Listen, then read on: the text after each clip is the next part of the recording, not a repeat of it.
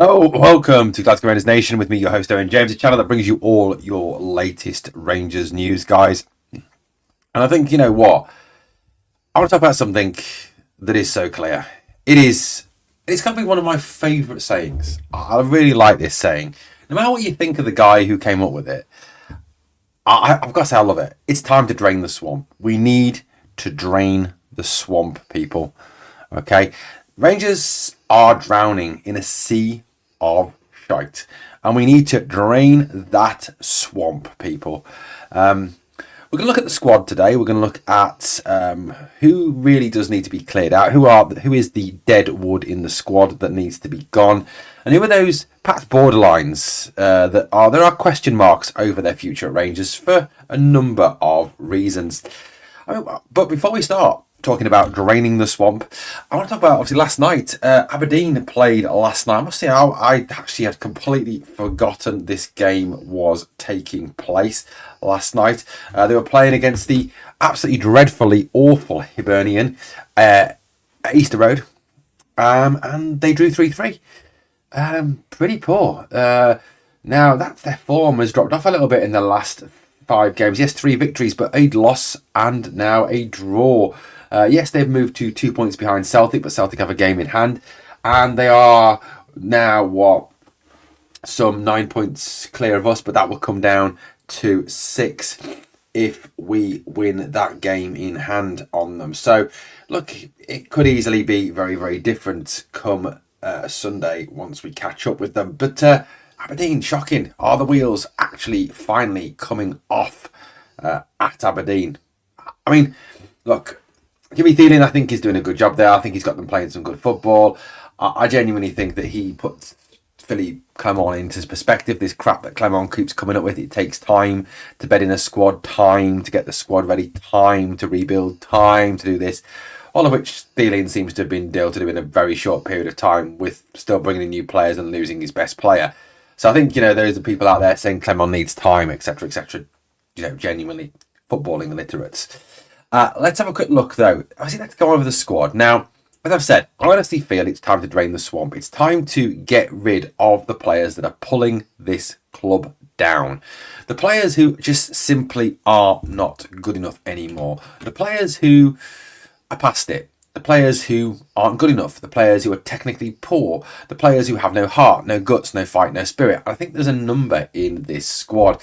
This is Rangers' current squad at this moment in time. So obviously Jack Butland, James Tavernier, Rid van Yilmaz, Robin Propper, John Suter, Oscar Cortez, who is on loan, but remember that is an on loan with an obligation to buy. Connor Barron, Cyril Dessers, Mohamed Diamonde, Tom Lawrence, Nidim Barami, Rabi, the missing man, Matondo, Vaslav, Cerny, Clinton, the missing man in Ciala, Kieran, Dowell, Dujon Sterling, Kiefte, Nosheo Casanwejo, Big Nana, Leon Balogun, the man, I love Leon, Hamza Igman, Yanis Hagi, Liam Kelly, Leon King, Nicholas Raskin, Adam Devine, Ross McCausland, Alex Lowry, and Danilo. So that's our squad. It's a substantial squad. I think, you know what, when I actually pulled this graphic up to actually bring it up on screen here, before, when I was copying and pasting it across, I'm actually surprised at how many players have actually got on this squad. It's quite a substantial squad. And if you add in, obviously, the likes of Zach Lovelace, Bailey Rice, Finley Curtis, Archie Steele, some of those players that can also play, it does give Clement actually probably a bigger squad than a lot of people realise we've actually got. I mean, you've got, 3 right backs there, 3. I mean, Robbie Fraser's missing from that list. 3 left backs, at least. 4 centre halves. There's a lot of players, and I think a bit of a lie, that Clement gives about players missing and players this, players that. Now, in terms of who needs to go, and look, I'm sure you're all looking at that list now, and you're in your heads, you're totting it up, and you're jotting down your names, and I'm sure that in the comments I'll see all those names of those players that you believe that should be sold or got rid of, and I'm sure there'll be a division in opinion. I'm sure there'll be some of you who think that certain players should stay, who others think should go, and I'm sure there's some of you who will think that there's players on there that that lots of us think should stay, should actually disappear. But this is my take on it anyway. So what I did, went through, did the old-fashioned, put a line through it, get rid of it, cross it out. So this is my list here. Wrong list. This is my list here. So as you can see, I have put lines through a number of players there, who I think it is time they went, who I feel they are dead wood in this squad, who I feel add nothing of quality to the squad. So first of all on that list, obviously, is the man himself, Mr. James Tavernier, the biggest waste of space in Scotland, the worst right back in Scotland, the man who is an absolute liability to this team, whose presence in the team leads to others being pulled out of position, leads to Václav Cerny not being as effective as he is, leads to teams having a free pass down the right hand side of our defence. Genuinely one of the worst players in Scotland. Robin Proper, another one who I think needs returning back to Holland. I think, hopefully we've kept the receipt.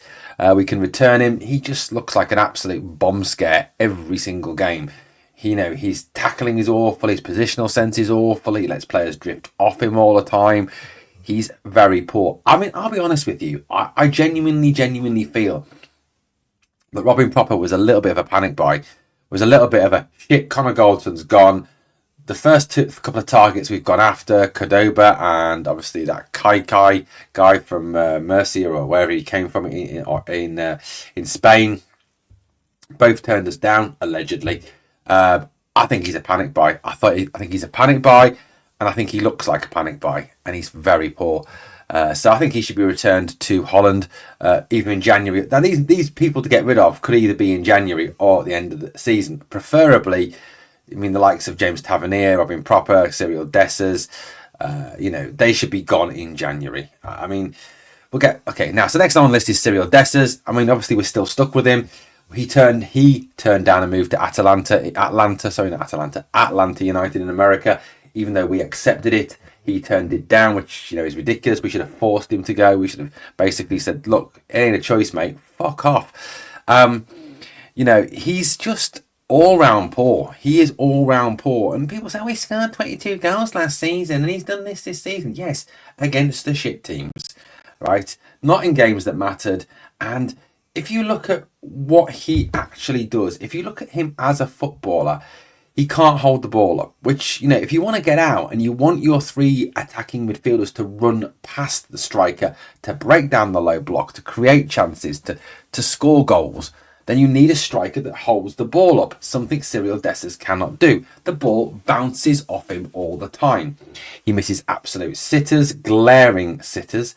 He can't stay on side. I mean, how many times is he offside? I mean, he makes Fashion Sakala look perfect on the offside rule. He doesn't link play well. That's something else he doesn't do. You can see the difference between him and Danilo. I mean, linking to that, his movement is so poor. You look at the difference between him and Danilo. Danilo comes looking for the ball. He looks for work. He got 23 touches to Dessers' 8 by looking for the ball, by coming for the ball. He creates space with his runs, Danilo, something Dessers doesn't do. Dessers kind of just stands up top and is a nuisance, well, tries to be a nuisance, but is more of a nuisance to Rangers than he is to the opposition. Whereas Danilo creates space.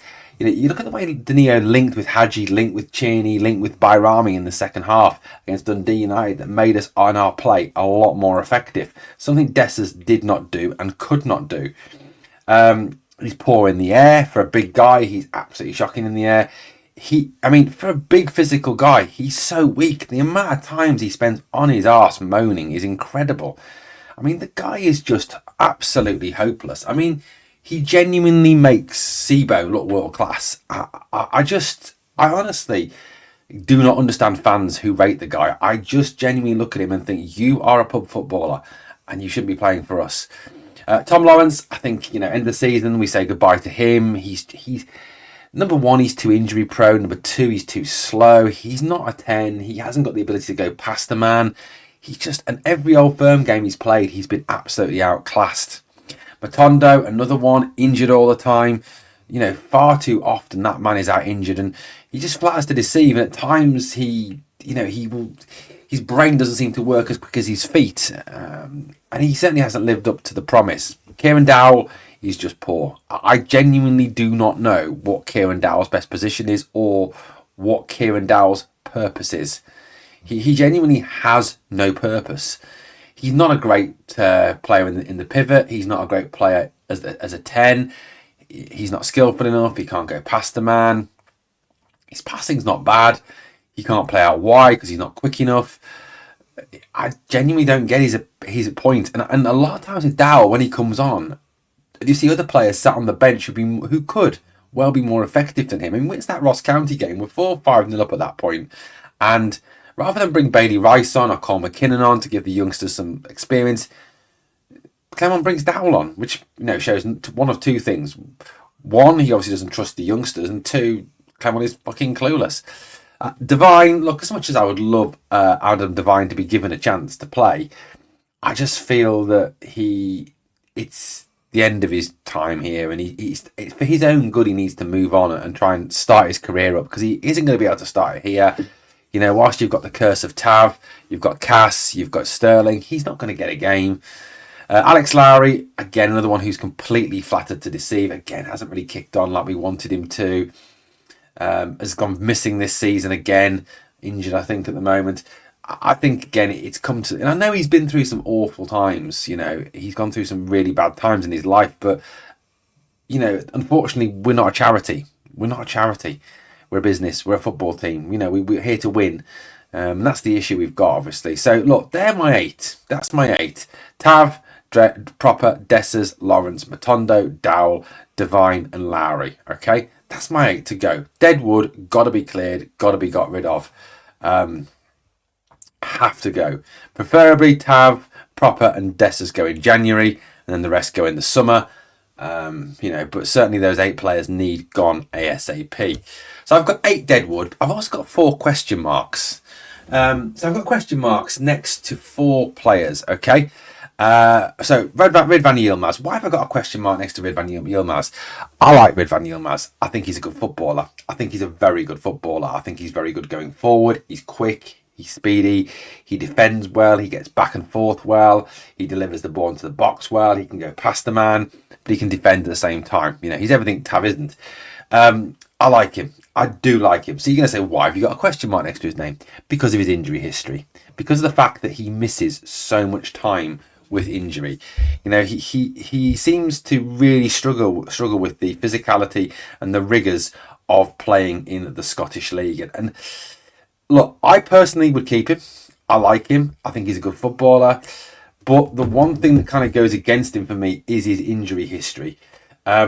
This season he's missed 18 games. Last season he missed 14 games.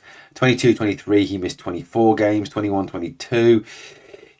Some of these obviously he wasn't with Rangers. He missed 10 games. 2021 he missed 4 games. So if you take the last 3 seasons he's been at Rangers, in total 32, he's missed 56 games. Ridvan has missed 56 games in the last 3 seasons. That is an incredible, amount of games that he's missed. 56 games in the last 3 seasons is mad, isn't it? It really is mad to have missed that much football in 3 seasons. It's something that needs to be looked at. We can't afford to carry players who are going to miss, on average here, 18 games a season with injury. And obviously we paid a reasonable wage as well. So that's the one thing that kind of sways me into selling him, which I think we could still do. I think, if you announced that Ridvan Yilmaz was up for sale, I think you'd look at it and you'd go, tell you what, Besiktas will come in on him, Gala will come in on him, Fenerbahce will come in on him. So I think there's still a lot of interest in his in his home country. So I do think that is a strong possibility that he is the man who could well obviously go. Diamande, question mark. What has gone wrong with Mohamed Diamande? What's happened to him? What's happened? When he first arrived at the club, he looked a good footballer. He used the ball well. He passed the ball well. He was a quality player. And, if he got the ball under pressure, he turned away from his man, gave a little shimmy, got into space, distributed the ball well. Yeah, he looks a pale shadow of his former self. He really does look like a completely different player. That for me is, one of the reasons why he's a bit of a question mark over him. Look, it may be that we send him out on loan. It may be that we sell him.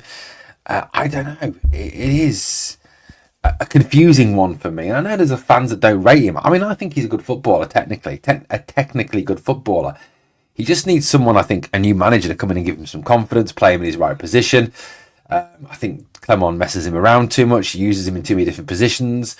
Just doesn't get the best out of him. So where does Diomande fit in? That's a key question for me. Now, Václav Cerny, got to say, been proved wrong on him, called him out, start the season, said he was rubbish. I think he's really come good. He is looking quality. And if he has Sterling behind him and Cass behind him, he looks 10 times the player, because he hasn't got to slow down to wait for slow-ass Tav to catch him up. He hasn't got to constantly worry about having to run back to cover for slow-ass Tav. So Cerny, for me, looks a better player when Tav's not in the team. And I think if you put Tav in the team, it takes away from Cerny. And you've got to make a decision. Who is the most effective going forward? It's not Tav anymore. It's Cerny. So Cerny has looked really, really good. He's really taken the bull by the horns. He scored a great goal at the weekend. He's playing really well in Europe. He's good going forward. He's aggressive. He's attacking. He's a quality player. Now, the big question, though, is the same question that we had when we had Abdallah Sima here. Can we afford Václav Cerny? Now, the issue we've got, obviously, is that is a loan, and it is a pure loan. We've already paid a £1.5 million loan fee for Václav Cerny. So the key question is can we afford this player? Can we afford to pay for this player? So that's the big one. Yes, he's looking good. Yes, he's looking a very good footballer. But the question is, can we afford to pay the price for him? And that may be the only stumbling block. His price tag is around. It's been supposed, looking at different websites, looking at different values, around £6 million. Can we afford to spend, with the financial situation of the club we're in at this moment in time, with no guaranteed European football next year, no guaranteed Champions League football next year? Can we afford £6 million? And if we spend £6 million on him, does that then sort of negate our ability to recruit elsewhere? So as much as I would love to maintain Cerny, can we afford him? That's to be the big question, and we may miss out on him because other clubs come in and bid the required amount that we can't bid. We may, we'll pay you £4 million and then others instalments or with bonuses or add-ons or whatever, and someone else may come into Wolfsburg and go, "There's your £6 million, take it or leave it," and they'll go, "Thanks, we'll take it." So look, that's the one worry for me. I like Cerny. I think he's a good footballer. I don't want him to go anywhere, but the question mark is, can we afford Cerny with that £6 million price tag? My last question mark is over a player I really rate, a player I like, Yanis Hagi. Now, I know Yanis Hagi is another one divides the fan base. There's a lot of you out there don't rate Hagi.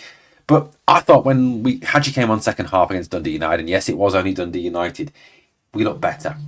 He prompted round the area, he probed round the area, he used the ball intelligently, he linked well with Bayrami, he linked well with Cerny, he linked well with Danilo. His passing was incisive. He'd made some chances. It had that shot that really somebody should have scored from the follow-up. I like Hagi. At this moment in time, we don't have a 10. Okay, now that may change if we sign someone, but we don't have a 10. Lawrence is not a 10. He's not good enough to be a 10. Realistically, look at the rest of that squad. There are no more 10s. Danilo possibly could play there. Or am I just saying that because he's Brazilian? Possibly. But Hagi is an out-and-out 10. So I would play Hagi. I'd play Hagi for the rest of the season. Now, my question mark over Hagi is very much around the manager. I don't think Clement likes him. Also, his contract. We're starting to get to that point where you've got to look at it, and you've got to look at Yanis Hagi, and you've got to make a decision. What's happening with Hagi? How do we approach this situation with him? If you look at his contract at this moment in time, Yanis Hagi is under contract for, have a quick check, I think it's until 2026. I think he's out of our contract in 26. He is out of contract until 2020. He's out in contract until 2026. So again, this is another one this summer we're going to have to make a decision on. If he has and I think Clement needs to stop cutting his nose off to spite his face. I think if Clement uses him in the latter part of the season, in the cup competitions, in the league, in Europe, you may even see a situation where come just summer 2025, if we're not going to offer him a new deal, suddenly the amount of money we're going to get for him goes up. So that's something we've got to look at. But a decision has to be made. Personally, I would keep him. And I'd play him. I think he's a good footballer. And, those of you who say, well, he's not a good footballer, he's not good enough, go away, look at his performances in the Euros against top teams like Holland, and tell me that player's not good enough, because I defy you to say it if you actually watch that game with an unbiased eye. I personally keep Hagi at the team. So 8 clear, 4 question marks, guys. Give me your thoughts. You got any more to add to that list? Anyone else you're going to get rid of? Jack Butland for me has to stay. Top class keeper. John Suter has to stay. I think he's a good footballer. Oscar Cortez, I think he's a good footballer, but again, there's question marks over his injury history.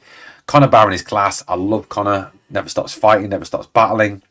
Bayrami, again, if you play him in his right position, which is as a 10, you will see the best of Bayrami. If you keep doing what you did to Fabio Silva, playing him out of position, you're not going to see the best of him. Clement is thick as. Clinton Ciala, we don't know yet. I mean, I've got to say, I don't understand why we're not giving him time to play. Clement says he's not ready, which I think is absolutely ludicrous considering Paolo Maldini said he was. The coach of AC Milan clearly thought he was because he put him on the bench in Champions League ties. You know, and like I said on previous videos, I trust the word of Paolo Maldini over the word of over this Belgian moron that's in charge of our club. Paolo Maldini, greatest left back of all time. Dujon Sterling, love Dujon to bits, top player, can play most positions, but I think he's a good right back. He's good going forward, he's good going back, he tracks runners back, he fills in gaps.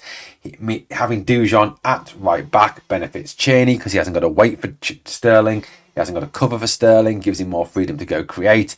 Suter's not constantly getting pulled out of position to cover it at right back because Dujon Sterling doesn't do that to him. Hiefte, I think, is a player that is developing, getting better. I think he could be more effective at left wing and bring some of that pace that we're missing. Cass, look, I think it depends how long he's out for, what happens with him in terms of his injury. If he comes back, carries on playing like he is, I think we pay Feyenoord for him. I think he's a good footballer. Balogun, got to give him another year. The guy's class, speaks for most fans, speaks the most sense, Rangers to the core. Still a quality player. Quick, covers well, tackles well. Hamza, again, young kid coming up, got to give him time. Liam Kelly, if he's prepared to sit on the bench still, good backup. Leon King, give him a game, give him a chance, let him play, either as a 6 or as a centre-half. I think he's got the talent. Nicholas Raskin, again, another one who I think can play well, is a good footballer, you know, tackles well, battles well, fights well, needs to work on his distribution. McCausland's a good squad player, and Danilo is the best centre-forward we've got at this moment in time at the club. Now there are others, obviously, in the youth team, in the youth setup. Zach Lovelace, Robbie Fraser, Bailey Rice, Cole McKinnon, Paul Uncio, Archie Stevens, Finley Curtis, you know, Zach Lovelace. These are players I want to see getting an involvement in the first team. And if Clement's not going to use them, he's just basically, again, cutting his nose off to spite his face. That's what I think. That's how I think we drain the swamp. We need to drain the swamp. So let me know how you think we drain the swamp and how do we get this situation in terms of the playing squad better. Obviously, any sales have to lead to replacement, and I do think we're in a position where we have to sell to buy. Now, we can say no one will take these players, but somebody will take them. Guys, thanks for watching. One more thing, actually, I remember, is we tell these players, if we don't want them, which we shouldn't, these 8, we say to them, right, go and find yourself a club, you're not wanted here. If they refuse or they can't find a club, we just don't play them. Stick them in the B team. Do what we did to Hagi. So, Cyril Dessers, January, you're on the move. You're going, Cyril. See you later. If he comes back and says, no, I want to stay. B team, fuck off then. You're not playing. Make it be hard. Be hard. Be tough. Don't be Rangers in terms of that ridiculousness where we are being far too sentimental, hanging on to players for too long, letting them run the contracts down, letting them walk for free, and we get nothing for them. Okay, be hard line. Right, let me know what you think. Let me know your views and opinions. Thank you for watching Glasgow Rangers Nation, guys. As always, smash the like, smash the sub, ring the bell, comment, share, all that great stuff. And remember, we are one Rangers family. We are the people.